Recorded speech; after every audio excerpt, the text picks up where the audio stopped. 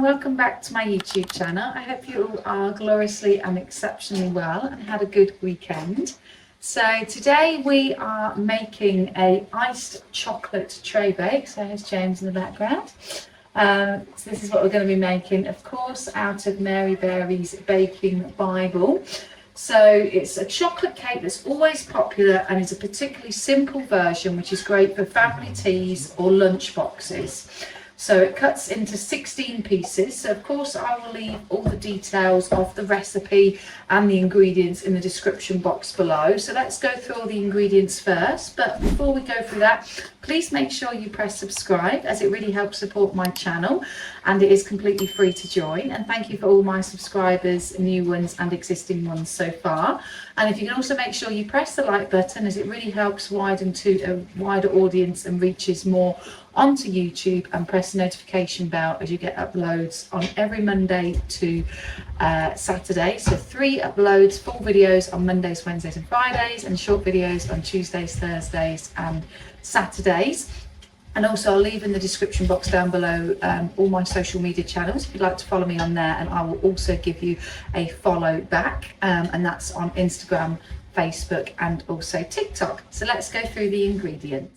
So for the ingredients, we need some cocoa powder, which I've got left over here. So we need 4 level tablespoons of cocoa powder. Then it says we need 4 tablespoons of boiling water. And then we need 8 ounces or 225 grams of the soft baking spread. And that has to come straight from the fridge, which I've just pulled it out of the fridge. Then we need 225 grams of caster sugar. So hopefully I've got enough in there. If not, I'll have to substitute and put some different sugar in.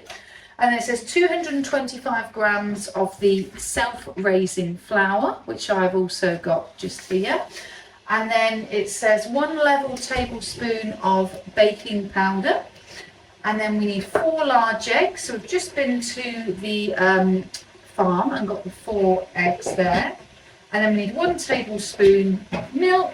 So for the icing and decoration, you need 4 tablespoons of apricot jam, but I haven't got apricot jam, so we're just going to go with this Miss Darlington seedless raspberry jam, which looks quite nice. I haven't tried it yet. I got this from the farm shop. And then you need 150 grams or 5 ounces of dark chocolate. So I got this dark cooking chocolate earlier today from Lidl. And then you need 6 tablespoons of water, and then 350 grams of icing sugar, which is sifted, so 12 ounces. And then 1 tablespoon of sunflower oil, and then chocolate curls to decorate. But I haven't got chocolate curls, so I'm not going to be too fussed about that.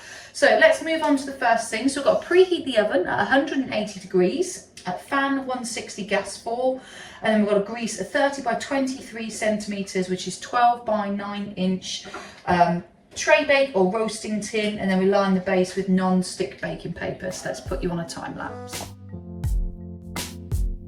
So now we have preheated the oven and also greased the baking tin. Next thing we need to do is blend the cocoa and boiling water together in a large bowl, and then we have to allow it to cool slightly, and then add all the remaining sponge ingredients and mix with an electric hand whisk until well blended.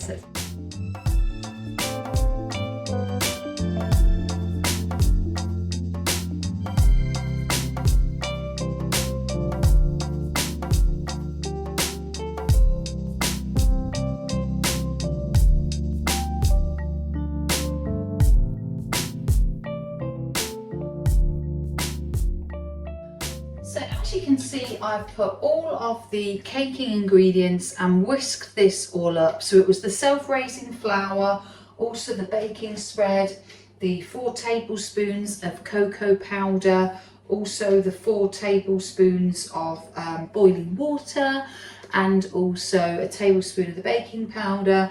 And then also in here we added the caster sugar, self-raising flour, large eggs and a tablespoon of milk.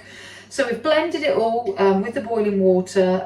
We've allowed it to cool slightly, and we're going to add all the remaining sponge ingredients and mix it with an electric whisk, which we've just done until well blended. Then we're going to turn the mixture into this prepared tin that I've got here, and we're going to then bake in a preheated oven for about 35 to 40 minutes in total, until the cake has shrunk from the sides of the tin, and it springs back when pressed into the centre with your fingertips.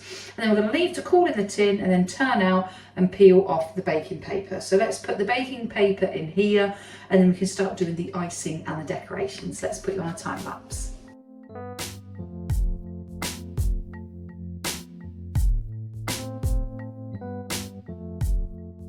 So as you can see, I have managed to get the Traybake out of the oven, so I'm currently just leaving it to cool.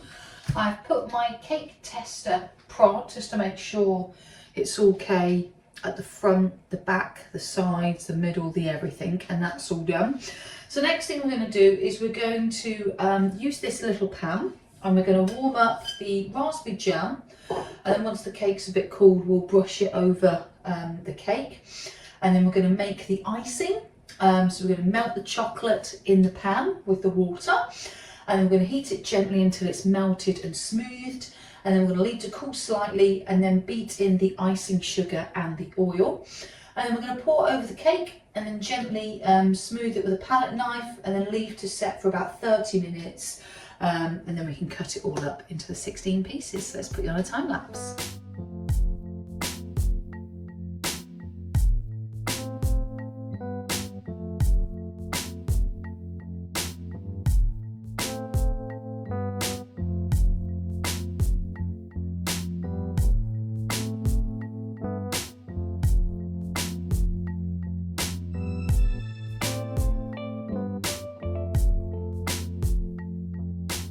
So excuse the screaming little boy over here. This is Arthur Cat. He's waiting for his dinner patiently. So here is what I would call my masterpiece. So I'm going to leave it to cool for 30 minutes. So literally we have put the raspberry jam. We have also put that on first, and then we did the last coating of the topping of it, which was the icing sugar, and also the melted chocolate and the sunflower oil and the water. So yeah, I'm going to leave that to cool for 30 minutes, and then we're going to slice and dice and do some taste testing. So here we are in the dining room. Let's do the taste test of the desserts that I have got, and let's see what I think of it.